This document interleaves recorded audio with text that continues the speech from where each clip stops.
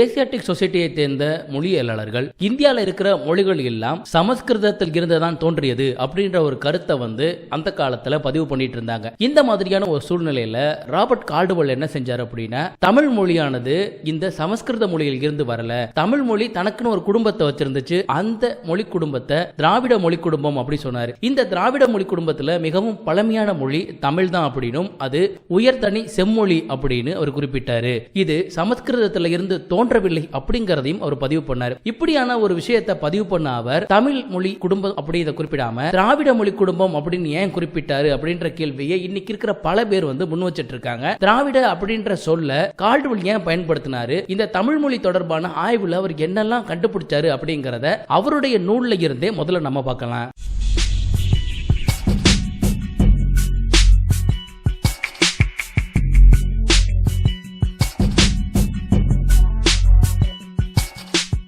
Robert கால்டுவெல்லுடைய காலகட்டத்தில் Asiatic சொசைட்டியை சேர்ந்த ஆய்வாளர்கள் இந்தியாவில் இருக்கிற பழமையான நூல்கள் எல்லாமே சமஸ்கிருத மொழியை சேர்ந்தது அப்படின்னு அவங்க கருதுனாங்க. உதாரணத்துக்கு மேக்ஸ் முல்லர் அவர்கள் ரிக்வேதமானது கிமு 1500 காலகட்டத்தை சேர்ந்தது அப்படின்னு குறிப்பிட்டாரு. சோ மிக பழமையான நூல்கள் எல்லாமே சமஸ்கிருத மொழியில் தான் இருந்துச்சு அப்படின்ற நம்பிக்கை அந்த காலகட்டத்தில் இருந்ததால அந்த சமஸ்கிருத நூல்கள்லயே தமிழர்களை குறிப்பிடுவதற்காக திராவிடம் அப்படின்ற சொல் பயன்படுத்தப்பட்டிருக்கு. அதனால அந்த காலகட்டத்திலேயே திராவிட மொழி பேசியவர்களும் அந்த காலத்திலே இருந்தாங்க அப்படின்றத நிறுவுவதற்காக கால்டுவெல் அவர்கள் சமஸ்கிருத மொழியில் குறிப்பிடப்பட்ட அந்த திராவிடம் அப்படின்ற சொல்ல மென்ஷன் பண்றாரு. Comparative grammar of Dravidian language அப்படின்ற நூலை எழுதின கால்டுவெல் அவர்கள் தமிழ் மொழியை வெவ்வேறு நாட்டை சேர்ந்தவர்கள் வெவ்வேறு மொழிகள்ல எப்படி குறிப்பிட்டாங்க அப்படின்ற ஒரு நீண்ட பட்டியலை அவருடைய நூல்ல அவர் பதிவு பண்ணியிருக்காரு. திராவிடம் அப்படின்ற சொல்லுதான் தமிழை குறிப்பிடுவதற்காக பயன்படுத்தப்பட்ட மிகவும் பழமையான சொல்லாக அவர் கருதியிருக்காரு. திராவிடம் அப்படின்ற இந்த சொல்லானது தமிழை குறிப்பதற்காக பயன்படுத்தப்பட்ட சமஸ்கிருத சொல் அப்படின்னு மென்ஷன் பண்றாரு. கிபி 40 எழுதப்பட்ட பெரிப்புலஸ் ஆஃப் எரித்ரன்சி அப்படின்ற ஒரு கிரேக்க நூல் தமிழர்களை குறிப்பிடுவதற்கு லிம்ரிக்கே அப்படின்ற சொல்ல பயன்படுத்தியிருந்தாங்க. கிரேக்கர்களுடைய இதர நூல்கள்ல லிம்ரிக்கே அப்படின்ற சொல் பயன்படுத்தப்படல. சோ இதை ஆய்வு செய்த ஆய்வாளர்கள் என்ன பண்ணாங்கன்னா, லிம்ரிக்கே அப்படின்ற இந்த சொல்லானது அந்த எல்லுக்கு பதிலாக அந்த இடத்துல டி வரணும், அது திம்ரிக்கேயா இருக்கும் அப்படின்னு நினைச்சாங்க. சோ அதுக்காக அவங்க ஆதாரமாக எந்த விஷயத்தை சொன்னாங்க அப்படின்னா, பியூட்டிங்கர் டேப்லெட் அப்படின்ற அட்டவணையில இருக்கிற திம்ரிக்கே அப்படின்ற சொல்லத்தான் லிம்ரிக்கேன்னு தவறுதலாக பெரிப்புலஸ் ஆஃப் எரித்ரன்சியில குறிப்பிட்டிருக்காங்க அப்படின்னு சொன்னாங்க. சோ திம்ரிக்கே அல்லது தாமரிக்கா அப்படின்றது தமிழர்களை குறிப்பிடுவதற்காக பயன்படுத்திய சொல் அப்படின்னு கால்டுவெல் பதிவு பண்ணியிருக்காரு. கிபி 5ஆம் நூற்றாண்டில் பாலி மொழியில் எழுதப்பட்ட மகாவம்சா அப்படின்ற நூல்ல தமிழர்களை தமிழோ அப்படின்ற சொல்லால குறிப்பிட்டிருந்தாங்க. அதே காலகட்டத்தில் எழுதப்பட்டிருந்த வராகமிகிராவுடைய பிரிகத் சம்ஹிதா அப்படின்ற ஒரு ஆஸ்ட்ராலஜி நூல்ல திராமிடா அப்படின்ற சொல்லுல தமிழர்களை குறிப்பிட்டிருக்கதாக டாக்டர் கென் அவர்கள் பதிவு பண்ணியிருக்காரு. இதுக்கப்புறமா கிபி 7ஆம் நூற்றாண்டுல வாழ்ந்த குமாரிலா பட்டர் அப்படின்றவர் திராவிட ஆந்திர பாஷா அப்படின்னு தமிழ் தெலுங்கு மொழிகளை குறிப்பிடுவதற்காக பயன்படுத்தியிருக்காரு. இங்க திராவிட பாஷா அப்படின்னு தமிழ் மொழியை அவர் குறிப்பிட்டிருந்தாரு. இதே விஷயத்தை தேவனைய பாவனரும் அவருடைய நூல்ல பதிவு பண்ணியிருக்காரு. கிபி 7ஆம் நூற்றாண்டுல வாழ்ந்த சீனாவை சேர்ந்த ஹுவான்ஸ்டாங் இந்தியாவுக்கு வரும்போது காஞ்சிபுரத்தை தலைநகராக கொண்ட அந்த பகுதியை தலோபிச்சா அப்படின்னு அவர் குறிப்பிடுறாரு. இந்த தலோபிச்சா அப்படின்றது சீன மொழியில் குறிப்பிடப்பட்ட திராவிடா அப்படின்ற சொல்லுடைய திரிபு. இதை ஏன் நாம தெரிஞ்சுக்கணும் அப்படின்னு பாத்தீங்கன்னா, உலகத்துல நம்முடைய வரலாறு எவ்வளவு பழமையானது அப்படிங்கறத நம்ம தெரிஞ்சுக்கணும்னா, பழமையான நாகரிகத்தை சேர்ந்தவர்கள் பழமையான மொழிகள்ல பேசிக்கிட்டு இருந்தவங்க நம்மை அவர்கள் மொழியில் எப்படி குறிப்பிட்டிருந்தாங்க அப்படிங்கறது நமக்கு தெரியணும். யவனர்கள் அப்படின்னு சொல்லப்படுகிற இந்த கிரேக்கர்கள் உண்மையிலே அவங்கள அவங்க யவனர்கள் அழைச்சுக்கிட்டாங்களா அப்படின்னு பார்த்தா கிடையாது. அவங்கள அயோன்ஸ் அப்படின்னு அவங்க அழைச்சுக்கிட்டாங்க. வடமொழியில அவங்கள யோனர்கள் அப்படின்னு குறிப்பிட்டாங்க. சோ இப்படி அந்த கிரேக்கத்தை சேர்ந்தவர்கள் அவங்களுடைய பழமையான வரலாறை தெரிந்து கொள்ள வேண்டும்.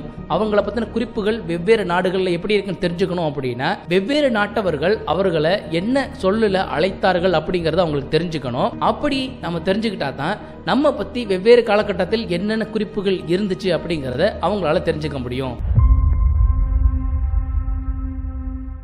திராவிடம் அப்படின்ற இந்த சொல்லானது தமிழர்களை குறிப்பிடுவதற்காக பயன்படுத்தப்படவில்லை அப்படின்னு சில பேர் இன்னைக்கு இந்த வாதங்களை முன் வச்சிட்டு இருக்காங்க.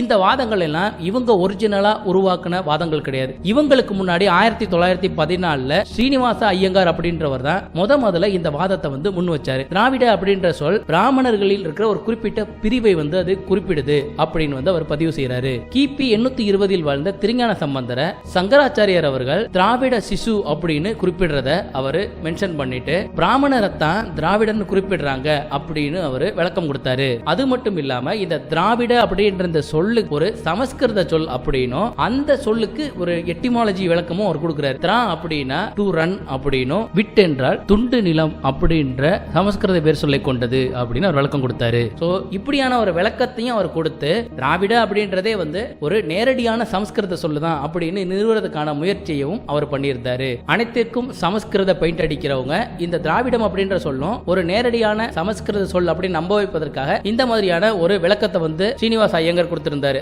இந்த மாதிரியான வேலையை பார்க்கிறது சமஸ்கிருத பண்டிதர்களுக்கு புதுசு ஒண்ணும் கிடையாது. தன்புருணை ஆறு அப்படின்ற இந்த ஆற சமஸ்கிருதத்துல தாமிரபரணி அப்படின்னு குறிப்பிட்டிருந்தாங்க. இந்த தாமிரபரணியை அவங்க பிரிச்சு தாமிர நிறத்தில் ஓடிய நதி, அதனால அதை தாமிரபரணி அப்படின்னு விளக்கம் கொடுத்தாங்க. ஆனா சங்க இலக்கியத்தை நம்ம எடுத்துக்கிட்டோம் அப்படின்னா அந்த நதியை தன்புருணை ஆறு அப்படின்னு தான் குறிப்பிட்டிருந்தாங்க. சோ ஒரு தமிழ் சொல் இருக்கிற ஒரு நதியை இவங்க என்ன செஞ்சாங்கன்னா சமஸ்கிருத சொல் அப்படின்னு சொல்லி இவங்களுடைய தவறான உச்சரிப்பை வச்சுக்கிட்டு ஒரு விளக்கத்தை கொடுத்தாங்க.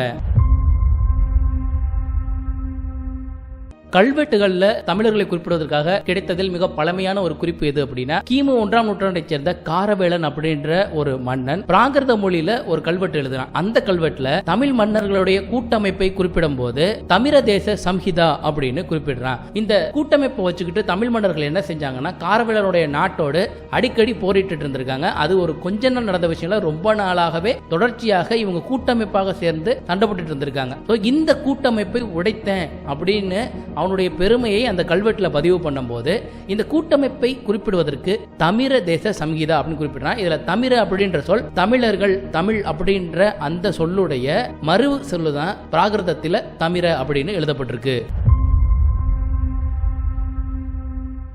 கிமு 1ஆம் நூற்றாண்டை சேர்ந்த காரவேலனுடைய கல்வெட்டுல இந்த தமிழ்நாட்டை தமிர தேசம் அப்படின்னு குறிப்பிட்டிருந்தாங்க அப்படின்னு நான் முன்னமே சொல்லியிருந்தேன். இந்த பகுதியை சமஸ்கிருதத்தில் குறிப்பிடுவதற்காக அவங்க பயன்படுத்தின சொல்லுதான் திராவிட அப்படின்ற சொல். திராவிட அப்படின்ற நாட்டில் வாழ்ந்தவர் தான் திருஞான சம்பந்தர். அவர் அந்த நாட்டில் வாழ்ந்ததால தான் அவரை திராவிட சிசு அப்படின்னு சங்கராச்சாரியர் குறிப்பிட்டாரு. மனுஸ்மிருதி எடுத்துக்கிட்டோம்னா மனுஸ்மிருதியில பிராமணர்கள் பின்பற்றிய அந்த யாகங்கள், யக்ஷங்கள் இதெல்லாம் ஃபாலோ பண்ணாத நாட்டினரை அவங்க பட்டியலிடுறாங்க. அந்த பட்டியல்ல யவனர்களையும் திராவிட அப்படின்னு தமிழர்களையும் அந்த நாட்டவர்களை குறிப்பிடுற அந்த லிஸ்ட நம்மளால பார்க்க முடியுது. சோ திராவிட அப்படின்றது சமஸ்கிருதத்துல தமிழர்கள் வாழ்ந்த பகுதியை தான் குறிப்பிடுதே தவிர அது ஒரு குறிப்பிட்ட பிரிவை குறிப்பிடுது அப்படிங்கிறது ஒரு கற்பனையான வாதம் தான். மேற்கு சாளுக்கிய மன்னனான 3ஆம் ஜெயசிம்மன் ராஜேந்திர சோழனை குறிப்பிடும் போது பஞ்ச திராவிடாதிபதி அப்படின்ற சொல்லால குறிப்பிடுறான். திராவிடாதிபதி அப்படின்னு குறிப்பிடுறதுல இருந்து திராவிட பகுதியை ஆட்சி செய்த மன்னன் ராஜேந்திர சோழன் அப்படின்னு அவன் குறிப்பிடுறது தெளிவாக இங்க பார்க்க முடியுது. திராவிட அப்படின்றது பிராமணர்களில் குறிப்பிடும் சொல்லாக பயன்படுத்தப்படவில்லை. அது அந்த நாட்டை குறிப்பிடுவதற்காக பயன்படுத்தப்பட்ட சொல் தான். திராவிடம் அப்படின்ற இந்த சொல்லானது தமிழையும் தமிழர்களையும் குறிப்பிடுவதற்காக அந்த காலத்துல பயன்படுத்தப்பட்ட சொல் தான் அப்படிங்கறத கால்டுவெல் மட்டும் பதிவு செய்யல. தேவனைய பாவனர் அவருடைய நூலான the primary classical language of the world அப்படின்ற நூலையும் அவர் குறிப்பிட்டிருக்காரு. தமிழ், திராவிடம் ஆகிய சொற்கள் ஒரே சொல்லின் வெவ்வேறு வடிவங்கள் அப்படின்னு தேவனைய பாவனர் அவருடைய அந்த நூல்ல பதிவு பண்ணியிருக்காரு. சில ஆய்வாளர் சொல்லிக்கிறவங்க தேவனைய பாவனர் அவர்கள் சொன்ன ஒரு ஸ்டேட்மெண்ட்டை தவறுதலாக புரிஞ்சுக்கிட்டு அதை திரித்து நம்ம கிட்ட வேற மாதிரி ஒரு ஸ்டேட்மெண்ட்டை கொடுத்தாங்க. அது என்ன அப்படின்னா திராவிடர்கள் அப்படிங்கிறவங்க தமிழர் அல்லாதவர்கள்னு தேவனைய பாவனர் சொன்னாரு அப்படின்னு அவங்க சொன்னாங்க. தேவனைய பாவனர் அவருடைய நூல்ல என்ன சொல்லியிருந்தாரு அப்படின்னா தமிழுக்கும் இந்த இதர திராவிட மொழிகளையும் அவர் ஒப்பீடு செய்யும் போது தமிழ் மொழி தன்னுடைய ஒரிஜினல் அந்த பியூர் ஃபார்ம்ல இருக்கு. இதர திராவிட மொழிகள் சமஸ்கிருதத்தோடு கலந்ததுனால அது மீண்டு வர முடியாத ஒரு இடத்தை வந்து அடைஞ்சிருச்சு. அதனால அந்த மொழியை குறிப்பிடும் போதும் தமிழை குறிப்பிடும் போதும் வெவ்வேறு பெயர்கள்ல குறிப்பிடணும் அப்படின்னு ஒரு ஸ்டேட்மெண்ட்டை வந்து அவர் சொன்னார். தமிழை இன்க்ளூட் பண்ணி இந்த திராவிட மொழிகளோடு சொல்லும் போது தமிழிக்கான் அப்படின்ற பேர்ல குறிப்பிடணும்னு சொன்னாரு.